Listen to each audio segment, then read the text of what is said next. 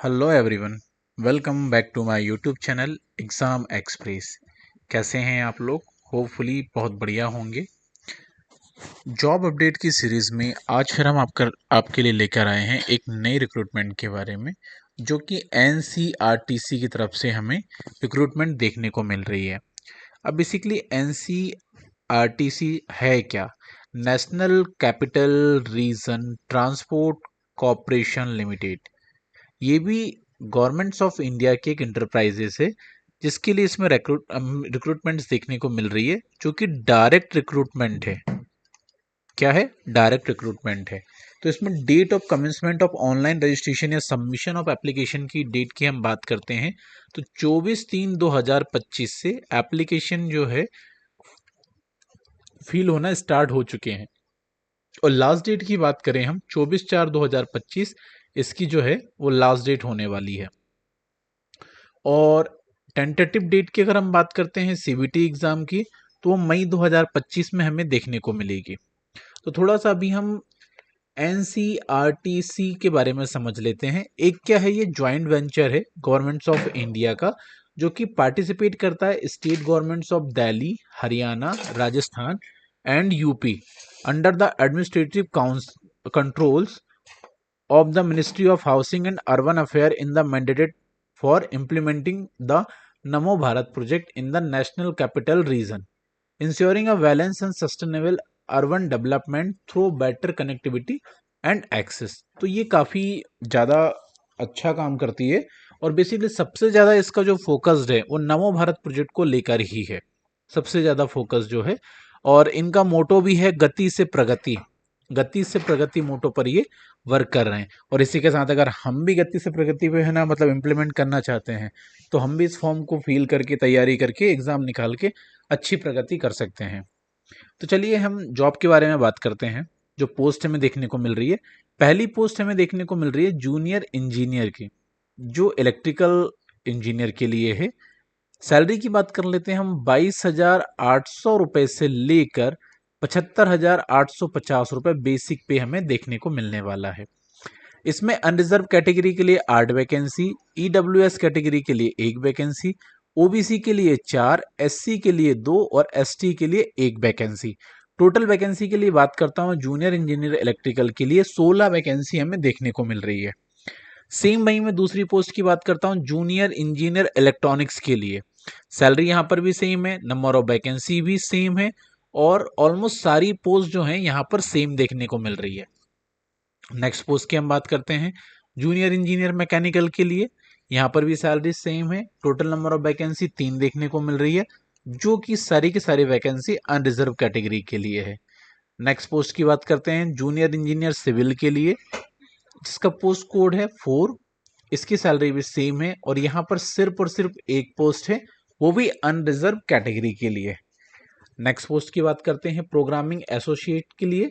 Total number of vacancy 4, एक unreserved category के लिए और बाकी ओबीसी कैटेगरी के लिए। नेक्स्ट पोस्ट की बात करते हैं, असिस्टेंट एचआर की। यहाँ पर सैलरी हमें थोड़ी सी कम देखने को मिलेगी, 20,250 से लेकर 65,500 रुपए तक। टोटल नंबर ऑफ वैकेंसी 3 हमें देखने को मिल रही है, जो कि अनरिजर्व कैटेगरी के लिए है सारी की सारी वैकेंसी। नेक्स्ट पोस्ट की बात करते हैं, असिस्टेंट या कॉरपोरेट हॉस्पिटैलिटी के लिए। यहाँ पर भी सैलरी सेम असिस्टेंट एचआर के जैसे मिलेगी। यहाँ एक ही पोस्ट है, वो अनरिजर्व कैटेगरी के लिए है। नेक्स्ट पोस्ट की बात करते हैं, जूनियर मेंटेनर इलेक्ट्रिकल ब्रांच के लिए। यहाँ पर सैलरी 18,250 से लेके 59,200 तक देखने को मिलेगी। टोटल नंबर ऑफ वैकेंसी यहाँ पे 18 है, 10 अनरिजर्व कैटेगरी के लिए, एक जो है ईडब्ल्यूएस कैटेगरी के लिए, 4 यहाँ पर हमें ओबीसी कैटेगरी के लिए, 2 एससी के लिए और 1 वैकेंसी एसटी के लिए हमें देखने को मिल रही है। लास्ट पोस्ट की हम बात करते हैं, जूनियर मेंटेनर मैकेनिकल ब्रांच के लिए। यहाँ पर भी सैलरी सेम होगी एज अ जूनियर मेंटेनर के जैसी। इसमें टोटल 10 वैकेंसी है, जिसमें से 6 जो है वो अनरिजर्व कैटेगरी के लिए, एक ईडब्ल्यूएस कैटेगरी के लिए, 2 ओबीसी के लिए, एक एससी के लिए यहाँ पर देखने को मिल रही है। और वहीं यहाँ पे जैसे कि असिस्टेंट एचआर पोस्ट कोड 6 के लिए यहाँ पर से कुछ वैकेंसी जो है वो PWBD कैटेगरी मतलब पर्सन विद बेंचमार्क डिसेबिलिटी के लिए भी यहाँ पे है, जो इन्होंने क्राइटेरिया के हिसाब से फिक्स की हुई है और उस पर एक ही वैकेंसी है। ठीक है, बाकी हम सैलरी यहाँ पे नेगोशिएट कर चुके हैं, मतलब डिस्कस कर चुके हैं। इसमें मैक्सिमम एज की हम बात कर लेते हैं। 25 ईयर्स तक की एज के कैंडिडेट जो हैं वो एलिजिबल हैं। मिनिमम डिप्लोमा तो कैंडिडेट के पास में होना चाहिए 3 ईयर्स का, सो दैट वो इस जॉब का बेनिफिट ले पाए। बाकी before applying the candidate shall ensure that they fulfil the eligibility criteria as mention in the vacancy notice for the post. Basically form fill करने से पहले आप इसका क्राइटेरिया एक बार जरूर देख लें, उसके बाद में ही इसका फॉर्म फिल करें। बाकी फॉर्म फिल करने के लिए आपको इनकी ऑफिशियल वेबसाइट NCRTC यहाँ पर आना है। यहाँ पर आकर आपको कैरियर वाले सेक्शन पे जाना है और रिलेटेड एडवर्टाइजमेंट को आइडेंटिफाई करके आप उसको स्टडी कर सकते हैं। सेम वहीं पे आप अप्लाई भी कर सकते हैं। बाकी अगर आपको कुछ क्वेरीज है तो you may ask in the comment sections. वहीं आपके पास में एसेंशियल क्वालिफिकेशंस होना चाहिए, फुल टाइम रेगुलर कोर्सेज की डिग्री आपके पास होना चाहिए, साथ ही इसमें आपका जो CGP है वो फर्स्ट डिग्री का होना चाहिए, और आपके जो एक्सपीरियंस है, क्राइटेरिया है और जो भी कंडीशंस है 24/3/2025 तक के हिसाब से ही कैलकुलेट होगी, तो आप उसके हिसाब से कैलकुलेट करके ही फॉर्म फिल करें। बाकी अगर आप किसी कैटेगरी से बिलोंग करते हैं SC ST OBC, तो इसमें एज पर गवर्नमेंट्स ऑफ इंडिया के नॉर्म्स के अकॉर्डिंग जो भी एज रिलैक्सेशन के बेनिफिट्स होंगे वो सारे के सारे बेनिफिट्स यहाँ पर देखने को मिलने वाले हैं। बाकी सिलेक्शन जो क्राइटेरिया है उसके लिए आपका जो पहला है टेस्ट होगा वो CBT का होगा। CBT होने के बाद में आपका फिटनेस टेस्ट होगा, फिर देन उसके बाद मेडिकल टेस्ट होगा। मेडिकल टेस्ट होने के बाद में आपका इंटरव्यू होगा, देन फिर उसके बाद में ज्वाइनिंग होगी। टेस्ट सेंटर जो है इसमें दिल्ली NCR, लखनऊ, अहमदाबाद, भोपाल, मुंबई, कोलकाता, भुवनेश्वर, हैदराबाद, बेंगलोर और चेन्नई है। जो मेडिकल एग्जामिनेशन है वो NCRT के कैंप पे ही होगा, क्योंकि वहीं के कैंडिडेट करेंगे, तो इसलिए इस चीज़ का विशेष आपको ध्यान रखना है। सेम वहीं इसमें कॉन्ट्रैक्ट आपका साइन होगा during the joining. Minimum 2 years आपका कॉन्ट्रैक्ट होगा, इसके पहले आप जॉब नहीं छोड़ सकते हैं, अदरवाइज आपको 1,50,000 रुपए की पेनाल्टी पे करनी होगी, जिसमें आपको मिनिमम 1.5 साल तो जॉब एटलीस्ट सर्व करना ही होगा। ठीक है, बाकी हम ग्रेड पे यहाँ पे जो है वो डिस्कस कर चुके हैं। बाकी फिर भी अगर आपको कुछ क्वेरीज है, कुछ डाउट है, तो आप कमेंट सेक्शन में हमें पूछ सकते हैं।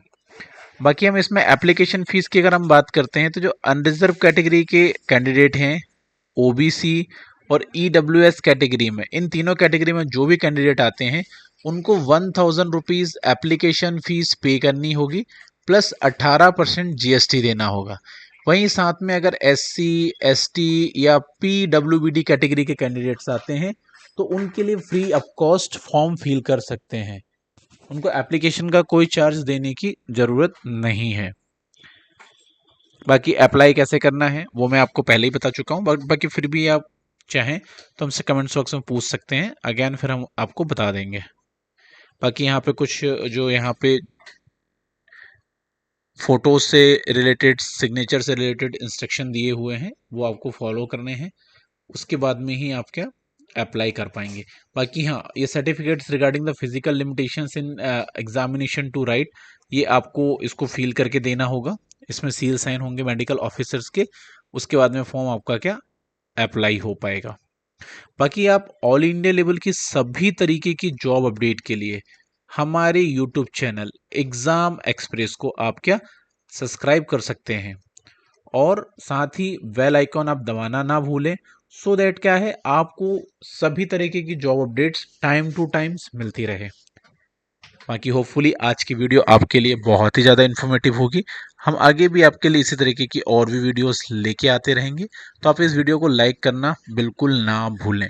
तो आज का सेशन हम यहीं पर क्लोज करते हैं। Signing off this session, thank you.